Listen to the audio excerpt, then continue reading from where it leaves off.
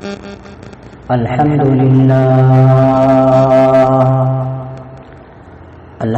لله نحمده ونستعينه ونستغفره ونؤمن به ونتوكل عليه ونعوذ بالله من شرور أنفسنا ومن سيئات أعمالنا من يهده الله فلا مضل له ومن يضلله فلا هادي له ونشهد أن لا إله إلا الله وحده لا شريك له ونشهد أن سيدنا ونبينا ومولانا محمدا عبده ورسوله أما بعد فأعوذ بالله من الشيطان الرجيم بسم الله الرحمن الرحيم إنا فتحنا لك فتحا مبينا ليغفر لك الله ما تقدم من ذنبك وما تأخر ويتم نعمته عليك ويهديك صراطا مستقيما صدق الله مولانا العظيم وصدق رسوله النبي الكريم إنما نحن على ذلك من الشاهدين والشاكرين الحمد لله رب العالمين اللهم صل على محمد وعلى آل محمد كما صليت على إبراهيم وعلى آل إبراهيم إنك حميد مجيد اللهم بارك على محمد وعلى آل محمد كما باركت على إبراهيم وعلى آل إبراهيم إنك حميد مجيد قابل صد احترام ساتھیوں بزرگوں، آج میں آپ حضرات کے سامنے اسلامی تاریخ کا ایک بہت اہم واقعہ بیان کرنے کے لیے میں نے قرآن پاک کی آیت کریمہ تلاوت کی ہے، اور وہ اہم واقعہ کیا ہے جس نے اسلامی ہسٹری کا رخ تبدیل کر دیا، اور اسلامی تاریخ کا ایک انمول اور انوکھا واقعہ قرآن پاک کے کئی مقامات پر اللہ پاک نے نقل فرمایا ہے، اور وہ واقعہ اتنا طویل ہے کہ ایک جمعہ نہیں، ایک دن نہیں، ایک گھنٹہ نہیں، کئی دن لگ سکتے ہیں۔ بہرحال میں آپ حضرات کے سامنے وہ عنوان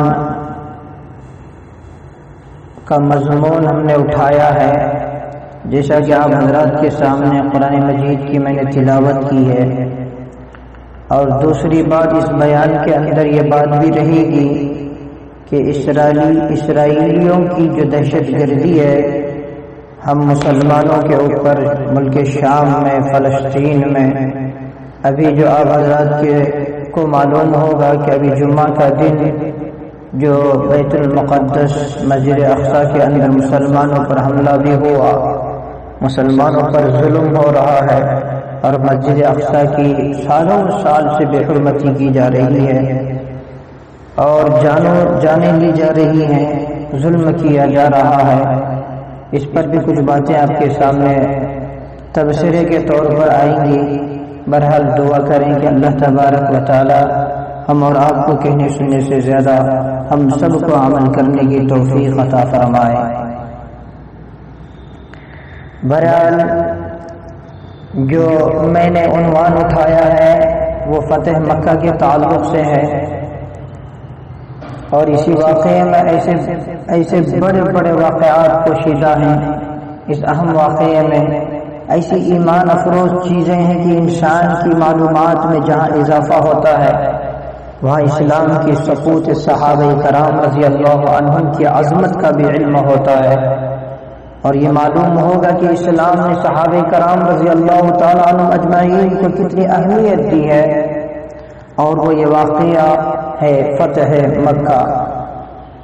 مکہ سے حضور صلی اللہ علیہ وسلم کو نکال دیا گیا تھا، آپ مدینہ منورہ پہنچ گئے تھے اور 6 سال وہاں رہے، پھر آپ صلی اللہ علیہ وسلم عمرہ کرنے کے لیے آئے اور آپ کو اجازت نہیں دی گئی، اور پھر ایک اہم واقعہ پیش آیا جسے معاہدہ صلح حدیبیہ کہا جاتا ہے۔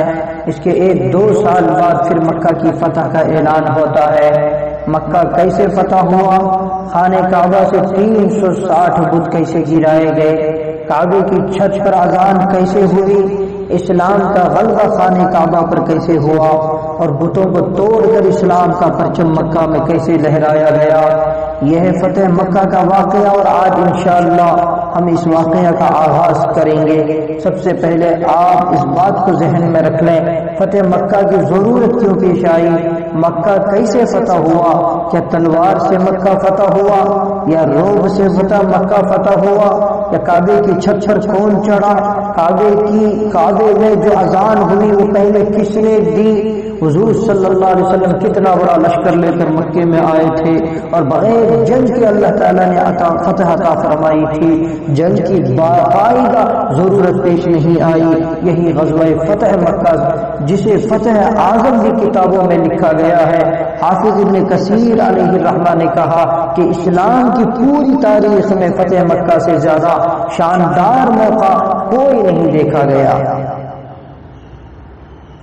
جنگ مرتبے کے اعتبار سے جنگ بدر سب سے بڑی ہے، فوج کے اعتبار سے جنگ تبوک سب سے بڑی ہے، اور شان و شوکت کے اعتبار سے غزوہ فتح مکہ سب سے بڑا ہے۔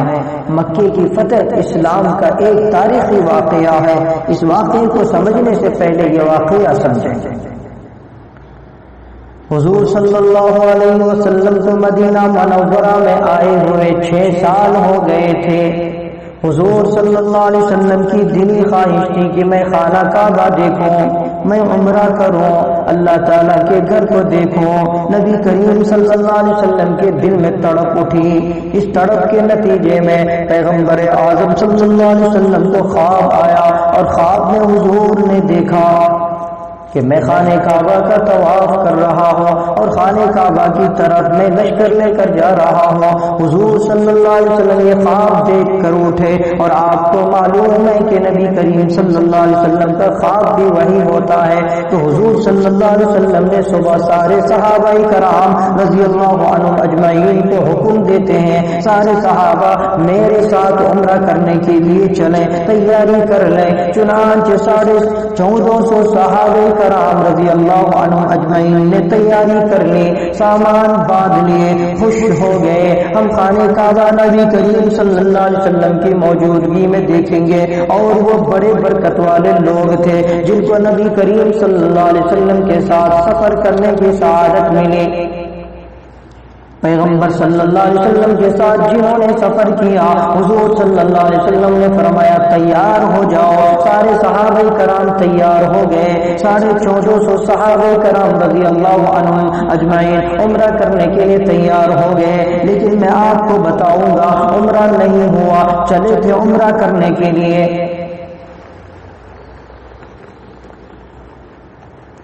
اگر غیب کا علم نبی کریم صلی اللہ علیہ وسلم کو ہوتا تو نبی صلی اللہ علیہ وسلم یہی سے واپس چلے جاتے، بلکہ جانے کی ضرورت ہی کیا تھی؟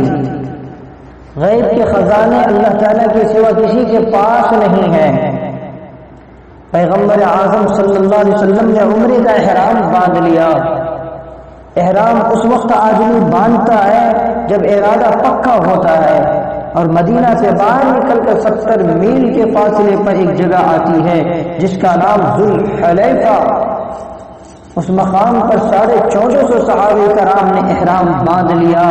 میں قربان جاؤں صحابہ رضی اللہ تعالی عنہ کے پاؤں کی خاک پر کہ جنہوں نے نبی کریم صلی اللہ علیہ وسلم کے ساتھ احرام باندھا تھا، پیغمبر اعظم صلی اللہ علیہ وسلم کے ساتھ نماز پڑھی تھی، نبی صلی اللہ علیہ وسلم کے اقتداء میں آ گئے، پیغمبر اعظم صلی اللہ علیہ وسلم کے ساتھ سفر کیا۔ وہ قافلہ کیسا اچھا ہوگا جس قافلے کا امیر کارواں محمد صلی اللہ علیہ وسلم ہو، لشکر وہ بھی بڑا بابرکت تھا جس کا واقعہ میں نے رمضان المبارک میں بیان کیا ہے، جو جنگ بدر کا لشکر تھا جس کو حفیظ جالندری نے کہا یہ پہلا جیش تھا دنیا میں افواج الہی کا، یہ پہلا جیش تھا دنیا میں افواج الہی کا،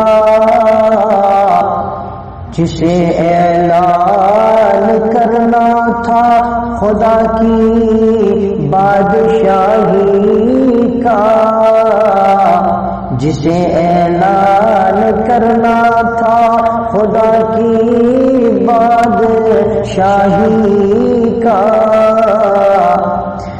یہ لشکر ساری دنیا سے انوکھا تھا نرالا تھا، یہ لشکر ساری دنیا سے انوکھا تھا نرالا تھا، کہ اس لشکر کا ایک افسر کالی کملی والا تھا۔ وہ لشکر بھی بے مثال تھا، اور اس لشکر کو دیکھو مدینہ سے لشکر چلا ہے، اور 1450 صحابہ کرام نبی صلی اللہ علیہ وسلم کے ساتھ ہیں۔ مکہ مکرمہ سے چند میل پیچھے حدیبیہ ایک جگہ ہے، حضور نے وہاں پڑاؤ ڈالا، وہاں ٹھہرے، اور کیوں ٹھہرے؟ تاکہ عمرے کی اجازت ابو سفیان سے لے لے، کیونکہ خانہ کعبہ پر قبضہ تو کافروں کا تھا۔ ابو سفیان اس وقت تک مسلمان نہیں ہوئے تھے، سردار قریش تھے۔ حضور صلی اللہ علیہ وسلم نے سوچا کہ یہاں سے میں ایک قافلہ بھیجتا جو جا کے ابو سفیان سے خانہ کعبہ میں داخلے کی اجازت مانگے، یہ کہے کہ صرف عمرہ کرنا ہے، جھگڑا نہیں کرنا ہے، لڑائی نہیں کرنی ہے، آپ صرف عمرے کی اجازت دے دیں۔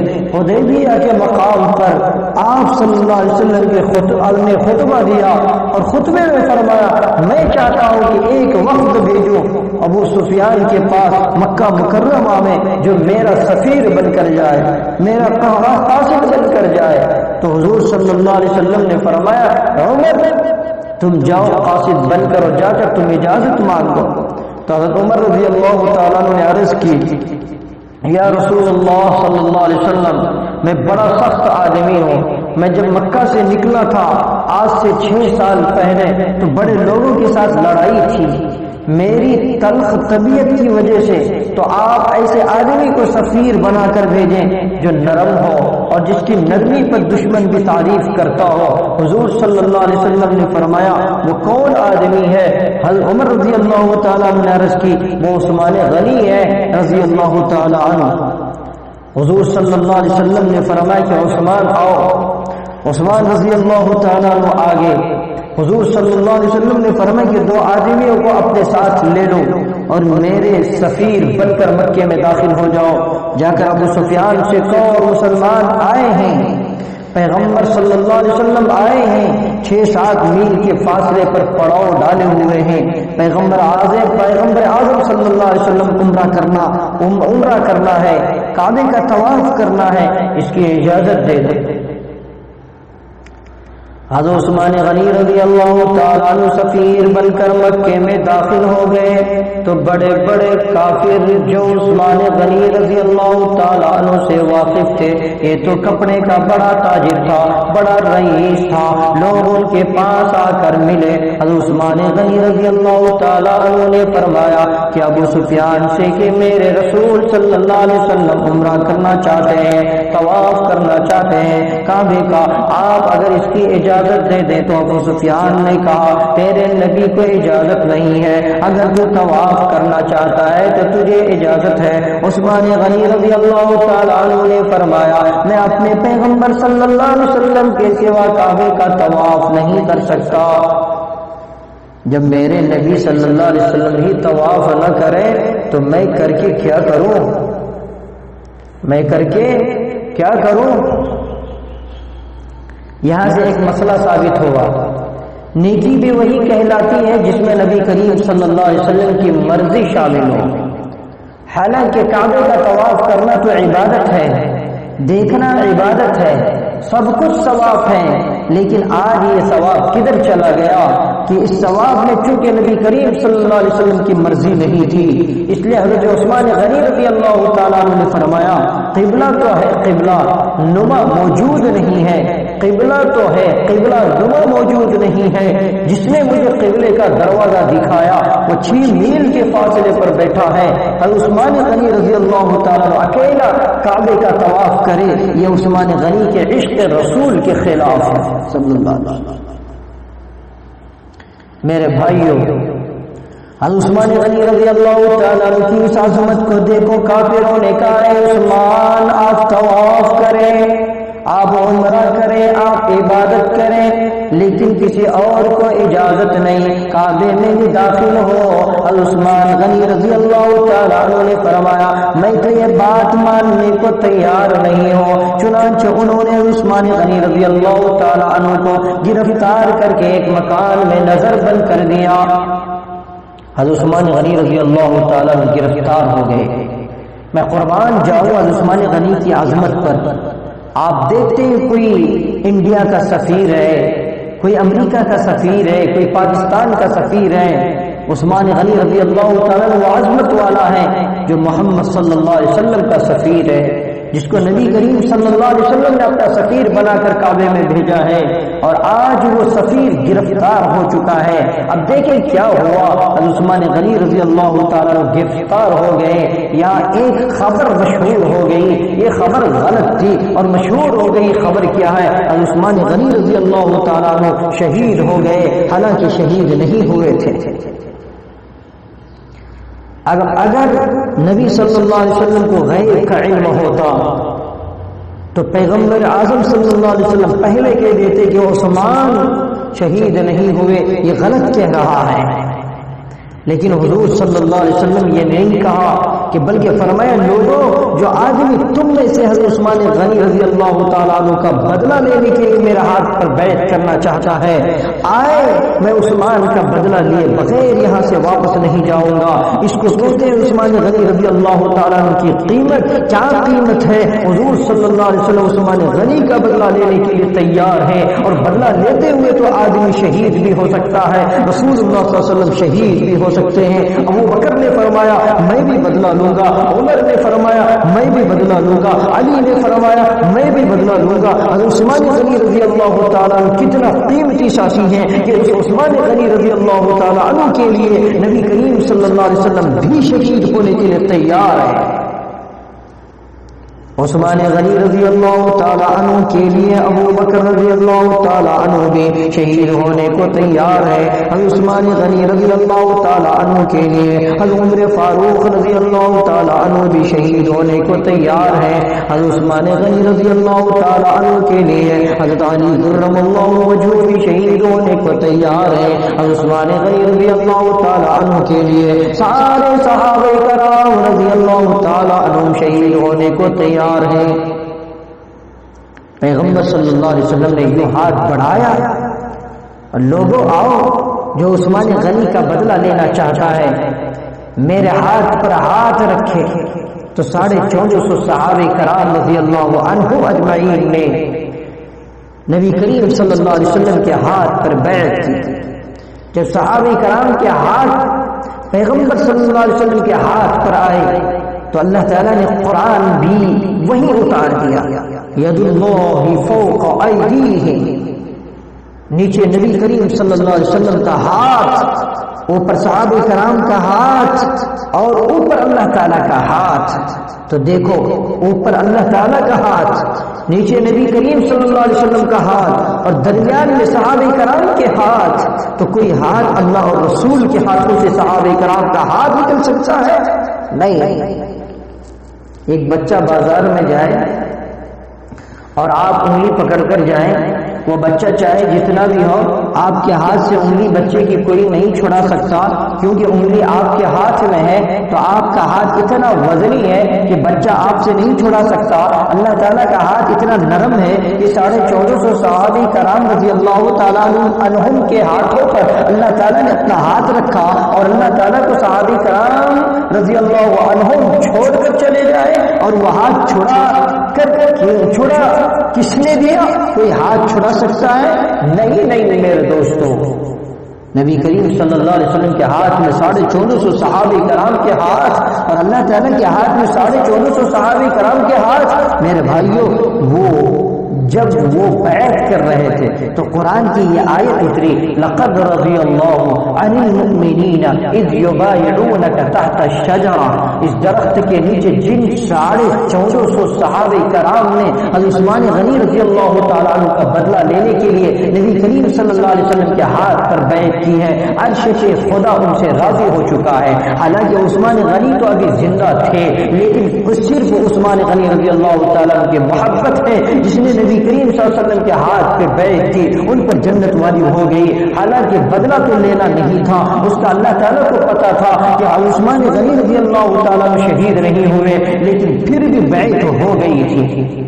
حدیث شریف میں آتا ہے ایک جنازے میں حضور صلی اللہ علیہ وسلم تشریف لائے، جنازہ آگے رکھا ہے، حضور صلی اللہ علیہ وسلم جنازہ پڑھانے کے لیے آگے کھڑے ہوئے ہیں. حضور صلی اللہ علیہ وسلم نے پوچھا کس کا جنازہ ہے؟ تو بتایا گیا کہ فلاں آدمی کا ہے. حضور صلی اللہ علیہ وسلم پیچھے ہٹ گئے، فرمایا کہ میں جنازہ نہیں پڑھاتا. لوگوں نے پوچھا یا رسول اللہ صلی اللہ علیہ وسلم آپ تو رحمت للعالمین ہیں، آپ جنازہ پڑھائیں. حضور نے فرمایا انہ کان یبغض عثمان، میں اس کے لیے اس کا جنازہ نہیں پڑھا سکتا کہ اس کے دل کے اندر عثمان غنی رضی اللہ تعالیٰ عنہ کا بغض تھا. جس کے دل میں عثمان رضی اللہ تعالیٰ عنہ کا بغض ہو، پیغمبر صلی اللہ علیہ وسلم اس کا جنازہ نہیں پڑھاتا. حضرت عثمان غنی رضی اللہ تعالیٰ عنہ کی محبت اور عظمت کا کیا اندازہ ہے کہ ابھی عثمان غنی رضی اللہ تعالیٰ عنہ شہید نہیں ہوئے، لیکن نبی کریم صلی اللہ علیہ وسلم بدلہ لینے کے لیے تیار ہیں. یہ سارا واقعہ میں آپ کو بتاؤں گا. فی الحال میں آپ کو فتح مکہ کا آغاز بتانا چاہتا ہوں. فتح مکہ کیسے ہوا، تو اس کے بعد عثمان غنی رضی اللہ تعالیٰ عنہ کے بارے میں پتہ چلا تو وہ تو زندہ ہے. تو بعد میں اہل مکہ کی طرف سے اور ابو سفیان کی طرف سے 2 آدمی مذاکرات کے لیے چنے گئے. رسول اللہ صلی اللہ علیہ وسلم کی طرف سے بھی 2 آدمی مذاکرات کے لیے چنے گئے اور فیصلہ ہوا کہ یہ دونوں گروپ بیٹھ کر فیصلہ کریں عمرہ کرنا ہے یا نہیں کرنا ہے. آئندہ مشرکین کا اور مسلمانوں کا آپس میں تعلق کیا ہوگا.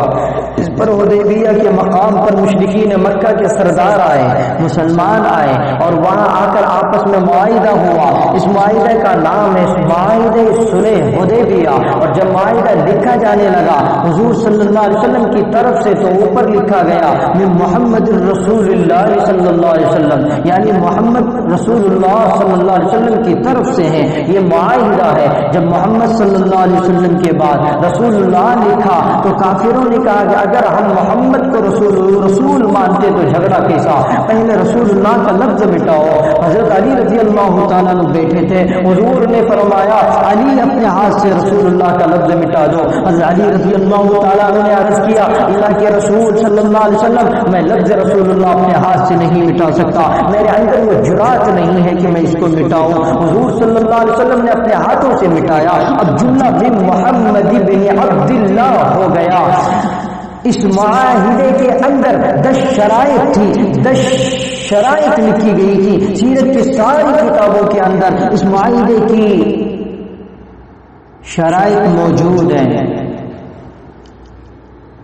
اس معاہدے کی ایک شرط یہ تھی کہ مکے کے جتنے بھی قبائل ہیں وہ جس طرف جانا چاہیں، جس کو اپنا حلیف اور ساتھی بنانا چاہیں بنا سکتے ہیں۔ مثلا مکے میں دو بڑے بڑے قبیلے تھے، ایک بنو خزاعہ کا قبیلہ تھا اور ایک بنو بکر کا قبیلہ تھا۔ تو ان دونوں قبیلوں کو معاہدے میں اختیار دے دیا گیا کہ ان میں دونوں میں سے جس طرف کوئی جانا چاہتا ہے جا سکتا ہے۔ ان دونوں میں چونکہ اختلاف تھا تو بنو بکر مشرکین مکہ سے مل گئے اور مشرکین مکہ کو اپنی پارٹی بنا لیا، اور بنو خزاعہ نے کیا کہ ہماری پارٹی محمد الرسول اللہ صلی اللہ علیہ وسلم ہے۔ محمد الرسول اللہ صلی اللہ علیہ وسلم کے ساتھ جو بھی ہیں وہ بھی بڑی قسمت والے ہوئے اور ان کو حبیب ملا، تو محمد الرسول اللہ صلی اللہ علیہ وسلم ملا، دنیا کا سردار ملا، رحمت للعالمین ملا، دنیا کا سردار ملا، انسانوں کا سردار ملا، جانوروں کا سردار ملا، فرشتوں کا سردار ملا، اللہ عرش کا سردار ملا، تمام کائنات کا سردار ملا۔ یہ ان کا معاہدہ ہوا تھا۔ باقی ساری شکوں کے بتانے کی ضرورت نہیں ہے، صرف یہ بتانا چاہتا ہوں فتح مکہ کے اسباب کیا تھے، اس کے اندر شرطیں باندھ دی گئی۔ اس دفعہ مسلمان عمرہ نہیں کریں گے، اس پر صحابہ کرام رضی اللہ عنہم اجمعین کو بڑی تکلیف ہوئے اور اس معاہدے کے بارے میں یہ کہا کہ اس میں مسلمانوں نے اپنی کمزوری دکھائی ہے، مشرکین کی ساری شقیں مان لی ہیں۔ اگر مکے کے مشرکوں کا کوئی آدمی بھاگ کر مدینہ جائے تو حضور صلی اللہ علیہ وسلم اسے واپس کر دیں گے، اور اگر ان کا کوئی آدمی بھاگ کر مدینہ سے مکہ آئے تو مشرکین واپس کریں یا نہ کریں ان کی مرضی ہے۔ تو بظاہر یہ شقیں جو تھیں یہ مسلمانوں کے خلاف جا رہی تھی۔ اب عمر فاروق رضی اللہ تعالیٰ عنہ نے عرض کیا، یا رسول اللہ صلی اللہ علیہ وسلم کیا ہم مسلمان نہیں ہیں اور ہم غالب آنے والے نہیں ہیں؟ حضور نے فرمایا صلی اللہ علیہ وسلم، ہاں ہم غالب آنے والے ہیں۔ تو عمر رضی اللہ تعالیٰ عنہ نے عرض کیا، اتنے پیچھے نہ کر، اتنی شرطیں مان کر۔ اور ادھر ایک شخص یہ تھی کہ بنو خزاعہ یہ مسلمانوں کے ساتھ ملیں گے اور بنو بکر مشرکین سے ملیں گے، آپس میں معاہدہ کے خلاف ورزی کوئی نہیں کرے گا، مشرکین مکہ اور مسلمانوں کی لڑائی نہیں ہوگی۔ کب تک؟ جب تک مسلمانوں کے کسی حلیف کو مکے کے مشرک خود تنگ نہ کریں اور مکے کے مشرکوں کے حلیف کو مسلمان تنگ نہ کریں۔ جب معاہدہ ہو گیا تو حضور صلی اللہ علیہ وسلم کو اللہ تعالیٰ نے حکم دیا، عمرہ کر کے تمہیں قربانی دینی پڑے گی اور سر کی حجامت بنوانی پڑے گی، حجامت یہی بنوا لو، عمرہ کا ثواب تمہیں یہی بیٹھے بیٹھے مل جائے گا۔ کچھ عرصہ بعد بنو بکر نے حملہ کیا اور بنو خزاعہ کے کچھ آدمیوں کو مار دیا۔ جواب میں انہوں نے بھی آدمی کو مار دیا، برابر ہو گئے۔ لیکن برابری کے بعد بنو بکر نے دوبارہ بنو خزاعہ کے اوپر 6 آدمی کو مار دیے گئے۔ جب 6 آدمی مار کر زیادتی کر دی تو وہ جو معاہدہ صلح حدیبیہ کا ہوا تھا اس کے خلاف ورزی ہو گئی۔ معاہدے میں تو یہ تھا کہ دونوں قبیلے آپس میں نہیں لڑیں گے، لیکن اب پہل کر دی بنو بکر نے، اور جب انہوں نے پہل کر دی تو مشرکین مکہ نے اپنے حلیف قبیلے کے ساتھ دیا، اور یہ معاہدے کے خلاف ورزی ہے۔ جب مشرکین مکہ نے معاہدہ توڑ دیا تو اسی وقت بنو خزاعہ کا ایک وفد عمرو بن سالم خزاعی کی قیادت میں مکہ سے مدینہ رسول اللہ صلی اللہ علیہ وسلم کی خدمت میں گیا، اور انہوں نے جا کر حضور صلی اللہ علیہ وسلم کو سارا واقعہ سنایا۔ یا رسول اللہ صلی اللہ علیہ وسلم، یہ ہے دستخط ابو سفیان کے، یہ ان کی مہر لگی ہوئی ہے، ہم ایک دوسرے کے خلاف لڑائی نہیں کریں گے، لیکن مشرکین مکہ نے ہمارے 6 آدمیوں کو قتل کر کے معاہدے کے خلاف ورزی کی ہے، یہ شکایت پیش کی ہے۔ حضور صلی اللہ علیہ وسلم نے اسی وقت ایک قاصد تیار کیا اور قاصد کو کہا کہ جلدی جلدی جاؤ اور جا کر مشرکین مکہ کے سامنے 3 باتیں پیش کرو جو آدمی تم نے مارے ہیں اور ان کی دیت ادا کرو۔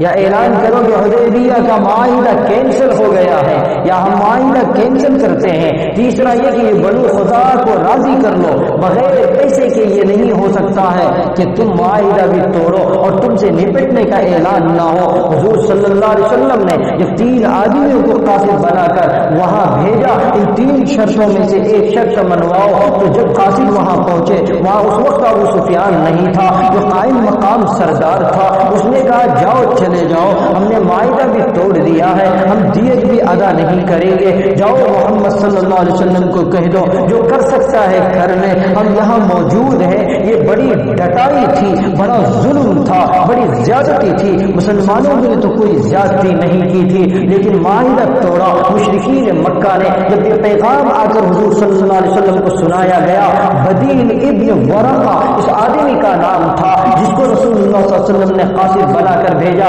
کہ 3 شرطوں میں سے ایک شرط بنا کر آؤ۔ یہ آدمی تو جلدی جلدی حضور صلی اللہ علیہ وسلم کے پاس آیا اور کہا یا رسول اللہ صلی اللہ علیہ وسلم، انہوں نے تو معاہدہ توڑ دیا ہے، بات ہی ختم کر دی۔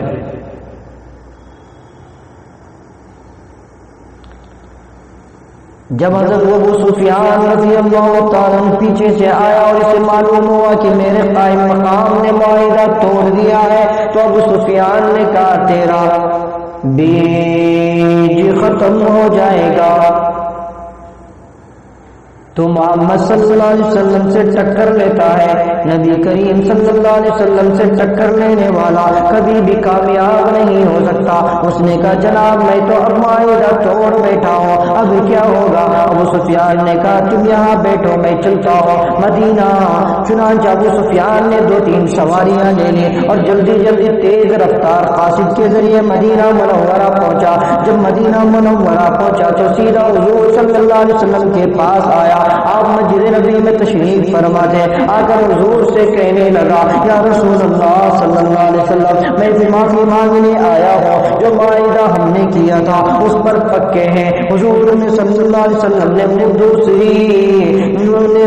دوسری طرف پھیر لیا، پھر اس نے دوسری طرف ہو کر کہا کہ میں معافی مانگنے آیا ہوں۔ حضور کو وہ قاصد تو مل گیا تھا، انہوں نے معاہدہ توڑ دیا۔ حضور صلی اللہ علیہ وسلم نے کلام نہیں کی۔ جب حضور صلی اللہ علیہ وسلم نے کلام نہیں کی تو ابو سفیان باہر نکلے اور جا کر ابو بکر رضی اللہ تعالیٰ عنہ، ابو بکر صدیق رضی اللہ تعالیٰ عنہ کے سامنے ہاتھ جوڑ کر کھڑا ہو گیا، اور رسول اللہ صلی اللہ علیہ وسلم تو ناراض ہیں، اپنے پیغمبر کو راضی کرو، میں معاہدہ کو پکا کرنا چاہتا ہوں۔ صدیق اکبر رضی اللہ تعالیٰ عنہ نے فرمایا جب نبی کریم صلی اللہ علیہ وسلم ناراض ہو تو ابو بکر رضی اللہ تعالیٰ عنہ نے جو جرات نہیں ہے کہ پیغمبر صلی اللہ علیہ وسلم کو راضی کر لے،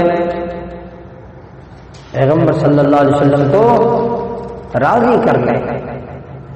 ابو سفیان رضی اللہ تعالیٰ عنہ صدیق اکبر کے گھر سے نکل کر حضور صلی اللہ علیہ وسلم کے گھر چلے گئے، کیونکہ ابھی تک ابو سفیان تو مسلمان نہیں تھے، لیکن ابو سفیان کی بیٹی ام حبیبہ رضی اللہ تعالیٰ عنہ رسول اکرم صلی اللہ علیہ وسلم کی بیوی تھی، تو اپنی بیٹی کے گھر چلے گئے۔ جب بیٹی کے گھر گئے تو انہوں نے اپنے باپ سے ملاقات کی، لیکن جب جا کر اندر بستر پر بیٹھنے لگے تو بیٹی نے بستر اٹھا لیا اور کہا ابا جان یہ نبی کریم صلی اللہ علیہ وسلم کا بستر ہے اور نبی کریم صلی اللہ علیہ وسلم کے بستر پہ مشرک نہیں بیٹھ سکتا۔ ابو سفیان نے کہا بیٹی تیرا خون سفید ہو گیا، تو میری بیٹی ہے، میرا خون ہے، اور تو محمد صلی اللہ علیہ وسلم کے گھر میں آ کر اپنے باپ سے بستر ہٹاتی ہے، نبی کریم صلی اللہ علیہ وسلم کے بستر پر نہیں بیٹھ سکتا، تجھے کیا ہو گیا؟ تو اپنے مذہب کو چھوڑ گئی۔ ام حبیبہ نے فرمایا ابا جان میں نے جو مذہب شرکیہ اختیار کیا ہوا تھا وہ غلط تھا، میں محمد صلی اللہ علیہ وسلم کا کلمہ پڑھ کر اسلام کی روشنی میں آ چکی ہوں۔ ابا جان تم میرے باپ ہو، میں تمہاری لفظ جگر ہوں، لیکن میں اپنے باپ کو کروڑوں مرتبہ محمد رسول اللہ صلی اللہ علیہ وسلم کے پاؤں کی خاک پر قربان کر سکتی ہوں۔ یہ حضرت ام حبیبہ رضی اللہ تعالی عنہا کون ہے؟ یہ سردار قریش کی لڑکی ہے، حضرت امیر معاویہ رضی اللہ تعالیٰ عنہ کی چھوٹی بہن ہے، اس عورت کے ایمان کو دیکھو، کتنا ایمان مضبوط ہے، ایمان کی بات کی ہے، کہنے لگی والد اپنی جگہ لیکن نبوت کے پاک بستر پر نہیں بیٹھ سکتے ہو، اس بستر پر پیغمبر صلی اللہ علیہ وسلم ہی بیٹھتے ہیں۔ چنانچہ حضرت ابو سفیان کے پاؤں سے زمین نکل گئی، میری بچی نے میرے ساتھ کیا کیا، لیکن بچی نے ایمان کا مظاہرہ کیا، بیٹی نے ایمان کی بات کی ہے۔ حضرت ابو سفیان رضی اللہ تعالیٰ عنہ باہر نکلے اور حضرت علی رضی اللہ تعالیٰ عنہ کے پاس گئے، اور حضرت علی رضی اللہ تعالیٰ عنہ کے پاس پہنچ کر کہنے لگے علی میں تیرے پاس آیا ہوں، تم بھی قریشی ہو میں بھی قریشی ہوں، حضور کے پاس ہماری سفارش کرو۔ حضرت علی نے فرمایا کہ تم چپ کر کے یہاں سے چلے جاؤ، میں بعد میں سفارش کروں گا۔ ابو سفیان چپ کر کے چلا گیا۔ حضرت ابو سفیان واپس پہنچا تو جا کر کہا علی المرتضی رضی اللہ تعالیٰ عنہ نے کہا میں پیچھے سے بات کروں گا، تو مشرکین مکہ نے کہا علی المرتضی میں تجھے چکر دے دیا ہے، اگر تو صلح کر کے آتا تو ہم بے خوف ہو جاتے، اگر تو کہتا کہ جنگ ہوتی تو ہم تیاری کرتے، نہ تو صلح کر کے آیا نہ تیاری کی خبر لایا، تو اس طرح ہمیں مروائے گا، کل کو رسول اللہ صلی اللہ علیہ وسلم آ کر خانہ کعبہ پر حملہ کر دیں گے اور مشرکین مکہ کو ختم کر دیں گے۔ حالانکہ حضور صلی اللہ علیہ وسلم نے صحابہ کرام کو حکم دے دیا تھا کہ لشکر تیار کرو، مشرکین مکہ نے پیغمبر صلی اللہ علیہ وسلم کے وعدے کے خلاف ورزی کی ہے، اب نبی کریم صلی اللہ علیہ وسلم کبھی ان کو معاف نہیں کر سکتا۔ چنانچہ صحابہ کرام رضی اللہ عنہم نے لشکر تیار کیا، 10,000 صحابہ کرام رضی اللہ عنہم تیار ہو گئے۔ اسلام کی تاریخ میں اس سے پہلے اتنا بڑا لشکر کبھی نہیں آیا، 10,000 صحابہ کرام کا لشکر، قافلے وفود لشکر، مسلمانوں کی جماعتیں، گاؤں کے لوگ ایک جگہ جمع ہو گئے، لشکر تیار ہو رہا ہے۔ 2 دن 4 دن 10 دن لگ گئے۔ فرمایا کہ مشرکین مکہ نے جو معاہدہ توڑا ہے ہم ان کو مزہ چکھائیں گے، پیغمبر صلی اللہ علیہ وسلم کے حلیفوں کو قتل کیا اور اس کی دیت بھی نہیں دی، اور کہا جاؤ بھاگ جاؤ۔ 10,000 صحابہ کرام تیار ہو گئے۔ بڑا شوق شہادت ہے، بڑا شوق ہے شہادت ہے، ولولہ ہے صحابہ کرام کا، لیکن عین اس حالت میں ایک عجیب واقعہ پیش آ گیا۔ ایک صحابی حضرت حاطب بن ابی بلتع رضی اللہ تعالیٰ عنہ، جب حضور صلی اللہ علیہ وسلم نے لشکر کی روانگی کا فیصلہ کیا تو حاطب بن ابی بلتع رضی اللہ تعالیٰ عنہ نے ایک ایسا کام جو بظاہر صحیح نہیں تھا، لغزش ہوئی، غلطی ہو گئی، کوتاہی ہو گئی، جس کوتاہی کا ذکر اللہ تعالیٰ نے قرآن میں کیا ہے اور پھر معافی کا ذکر بھی قرآن نے کیا ہے۔ جب حضرت حاطب بن ابی بلتع رضی اللہ تعالیٰ عنہ کو پتا چلا کہ 10,000 صحابہ کرام رضی اللہ عنہم کا لشکر تیار ہو رہا ہے تو انہوں نے ایک عورت سارا کو ایک خط دے کر مکہ بھیجا کہ جا کر فلاں آدمی سردار ہے اس کو دے دو، اور خط میں یہ لکھا کہ رسول اللہ صلی اللہ علیہ وسلم بہت بڑا لشکر لا رہے ہیں اور پیغمبر صلی اللہ علیہ وسلم کا لشکر مشرکین مکہ کا صفایا کر دے گا، تم اپنا ٹھکانہ کر لو۔ حضور صلی اللہ علیہ وسلم جہاں بھی دنیا میں جاتے ہیں فتح ان کے قدم چومتی ہے۔ اس خطے کا یہ مضمون، اس خط کا یہ مضمون ہے، یہ خط لکھنا خلاف ورزی تھی صحابہ کرام رضی اللہ عنہ کے اصول کی۔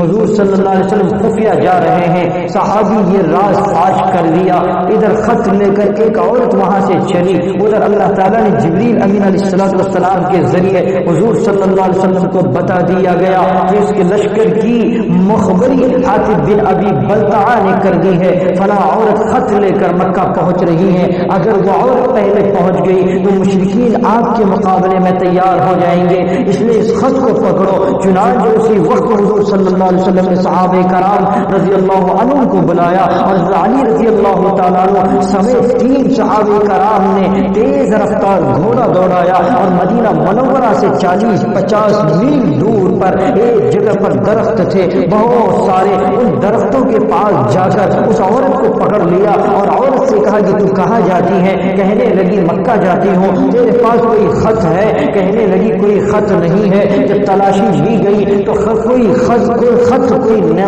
ملا۔ حضرت علی رضی اللہ تعالیٰ عنہ نے فرمایا رسول اللہ صلی اللہ علیہ وسلم کی بات غلط نہیں ہو سکتی ہے، حضرت جبریل امین علیہ السلام نے بتایا ہے کہ خط لے کر جا رہی ہے، یا اور کیسے کہتی ہے کہ خط نہیں لائی؟ حضرت علی رضی اللہ تعالیٰ عنہ نے فرمایا ہم تیرے کپڑے آگے پیچھے کر کے بھی سر کے بالوں سے کپڑے ہٹا کر بال بھی چیک کریں گے، جسم بھی چیک کریں گے۔ نبی کریم صلی اللہ علیہ وسلم کی زبان غلط نہیں ہو سکتی۔ خط دے یا اسے کہا کہ ہم تیرے بال چیک کرتے ہیں، تو اس نے اسی وقت سر کے بالوں کے نیچے سے خط نکال کر حضرت علی رضی اللہ تعالیٰ عنہ کے حوالے کر دیا، اور اس خط میں یہ لکھا تھا مکے کے مشرکوں صحابہ کرام رضی اللہ تعالیٰ عنہ کا ایک بڑا لشکر آ رہا ہے، اسلام کا لشکر آ رہا ہے، اسلام کا لشکر آ رہا ہے، اسلام کا لشکر آ رہا ہے، اس لشکر سے پہلے اپنا انتظام کر لو۔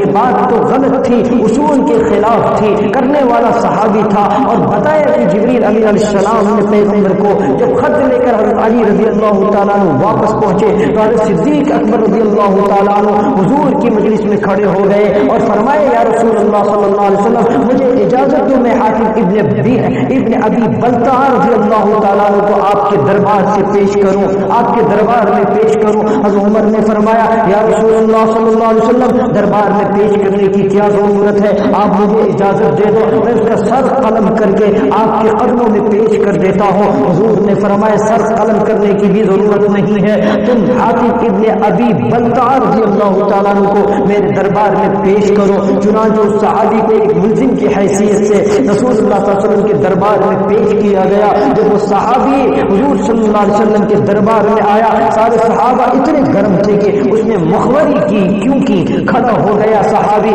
کہنے لگا یا رسول اللہ میں کافر ہوں نہ منافق ہوں۔ اعلان سنو صحابی کا، نہ میں کافر ہوں نہ میں منافق ہوں۔ حضور نے فرمایا یہ خط تیرا ہے، میرا ہے، یہ مکے کی طرف بھیجا ہے، اس خط میں خبر دی گئی ہے لشکر آ رہا ہے، خبر دی گئی ہے۔ خط کیوں نے لکھا؟ خط میں نے لکھا ہے، مہر تیری ہے، مہر میری ہے، کاغذ تیرا ہے، کاغذ میرا ہے، سب کچھ مانا۔ کہنے لگا میں نہ کافر ہوں نہ میں منافق ہوں، میں نہ کافر ہوں میں منافق ہوں۔ حضور صلی اللہ علیہ وسلم نے فرمایا اچھا بتا تو نے خط کیوں لکھا؟ کہنے لگا یا رسول اللہ صلی اللہ علیہ وسلم میرے چھوٹے چھوٹے بچے اور میری بیوی ہے، وہ مکے میں ہیں اور ان کا کسی کے ساتھ تعلق نہیں ہے، مکے میں ہے۔ جب یہ لشکر مسلمانوں کا جاتا تو الگ تھلگ بچے رہتے، اس حملے سے وہ میرے بچے اور بیوی بھی شہید ہو سکتی تھی، اس لیے میں نے مشرکین مکہ کے ایک آدمی کو اطلاع دی کہ میرے اس پر احسان ہو کہ میرے بچوں کی حفاظت کے لیے بھی انتظام کرے، یعنی میں اپنی بیوی بچوں کے لیے میں نے یہ کام کیا۔ میں نہ مخالف ہوں، میں نہ منافق ہوں، نہ میں بے ایمان ہوں، نہ میں آپ کا دشمن ہوں، نعوذ باللہ۔ میں نے اپنے چھوٹے چھوٹے بچوں کے لیے یہ کام کیا ہے اور ہوئی مجھ سے غلطی ہے، میں معافی مانگتا ہوں۔ حضور صلی اللہ علیہ وسلم نے فرمایا حاتم ابن ابی بلتع کو کچھ نہ کہو، اس لیے کہ اس کی وضاحت کو ابھی جبریل امین علیہ السلام نے مجھے بتایا، اللہ تعالیٰ نے بھی تسلیم کر لیا ہے، اس کی وضاحت مان لی ہے۔ حاتم ابن ابی بلتع کو اللہ تعالیٰ نے معاف کر دیا ہے۔ فرمایا رسول اللہ صلی اللہ علیہ وسلم میں منافق نہیں ہوں۔ حضور نے فرمایا معاف، پتہ ہے کیوں کیا؟ صحابہ کرام رضی اللہ تعالیٰ عنہ کو کہا اس لیے معاف کیا گیا جو حاتم ابن ابی بلتع ہے، یہ جنگ بدر کے شریک ہیں، اور جنگ بدر میں جو لوگ شریک ہوئے تھے ان کے بارے میں یہ آیت اتر چکی ہے، اولئک کتب فی قلوبہم الایمان، جن کو میرے نبی صلی اللہ علیہ وسلم نے فرمایا تھا اعملوا ما شئتم فقد غفرت لكم، جو آدمی بدر میں شریک ہوا وہ بدر میں شریک ہونے کے بعد موت سے پہلے کوئی غلطی کرے گا، خدا اس کو غلطی کو بھی نیکی میں بدل دے گا، خدا اس کی غلطی کو بھی نیکی میں بدل دے گا۔ جو جنگ بدر کا شریک ہے اس لیے اللہ تعالیٰ نے تیری اس غلطی کو معاف کر دیا ہے۔ اب اللہ تعالیٰ نے تو معاف کر دیا ہے، کوئی اور آدمی اس غلطی کو اچھال سکتا ہے، کوئی اور آدمی اس بنیاد پر صحابی پر تنقید کر سکتا ہے؟ نہیں۔ مسلمانوں، شرکائے بدر اسلام کا سب سے بڑا سرمایہ ہے۔ محققین نے لکھا ہے کہ جو کوئی بہت بڑی مصیبت میں مبتلا ہو جائے، اگر شرکائے بدر کا نام لکھ کر دعا مانگے، اللہ تعالیٰ کبھی اس کی دعا کو رد بھی نہیں کرے گا۔ جو بدر میں شریک ہوا، قرآن کہتا ہے اولئک کتب فی قلوبہم الایمان، ان کی چمڑی تو اتر سکتی ہے، ان کی چمڑیاں اتر سکتی ہیں، ایمان ان کے دل سے نہیں نکل سکتا۔ اب ان میں یہ حاطب ابن ابی بلتع بھی شامل ہے۔ اللہ تعالیٰ نے عرش سے جن کی معافی کا اعلان پیغمبر اعظم صلی اللہ علیہ وسلم کے دل پر اتارا ہے۔ مسلمانوں، غلطی اور کوتاہی ہو سکتی ہے، لیکن اگر غلطی اور کوتاہی کی معافی عرش سے اللہ تعالیٰ کی طرف سے آئے تو میں سمجھتا ہوں نیکیوں سے بھی یہ بات بہت بڑھ جاتی ہے، جس کو معاف کرنے والا پروردگار ہے۔ میرے بھائیو، بزرگ دوستو، فتح مکہ کا آغاز کیسے ہوا؟ سمجھ میں آیا فتح مکہ اس معاہدے کی خلاف ورزی کی وجہ سے عمل میں آیا جو مشرکین مکہ نے کی ہے۔ اب 10,000 صحابہ کرام کا لشکر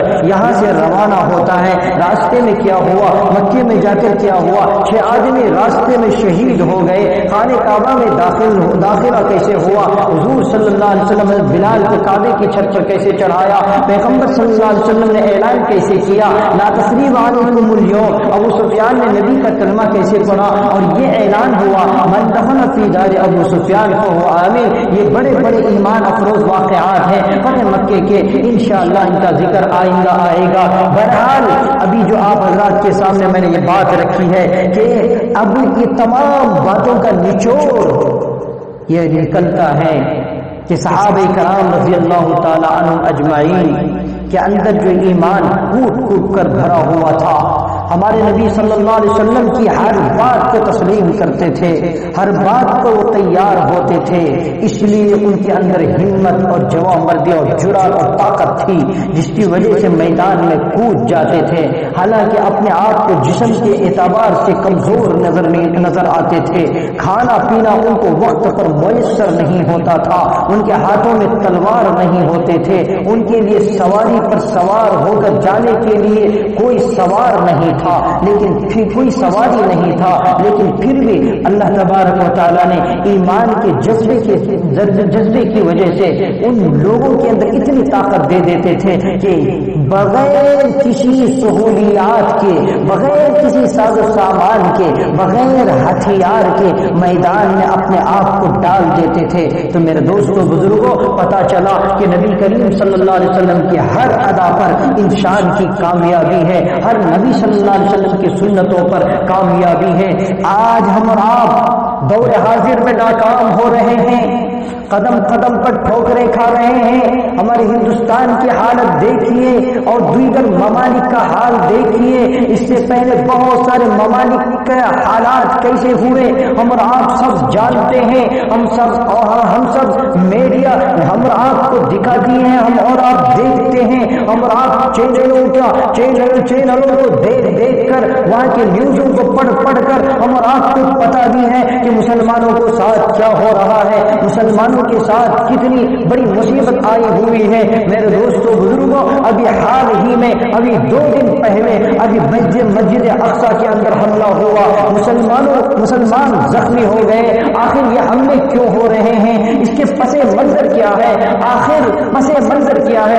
اس لیے کہ میں حدیث اور قرآن کی روشنی میں اپنے آپ کو یہ کہہ سکتا ہوں، میں آپ سے یہ کہہ سکتا ہوں کہ ہمارے سے اللہ اور رسول صلی اللہ علیہ وسلم کی حکم اور ان کی اطاعت کی نافرمانی ہو رہی ہے، جس کی وجہ سے ہم اور آپ پر ظلم ہو رہا ہے، جس کی وجہ سے ہم اور آپ پر اسرائیلیوں نے ہم پر دہشت گردی کا اور پھر ظلم و جبر کا ہم اور آپ پر ظلم کر رہا ہے، ہم اور آپ کو مار رہا ہے، ہم اور آپ کو ذلیل کر رہا ہے، ہم اور آپ کو رسوا کر رہا ہے۔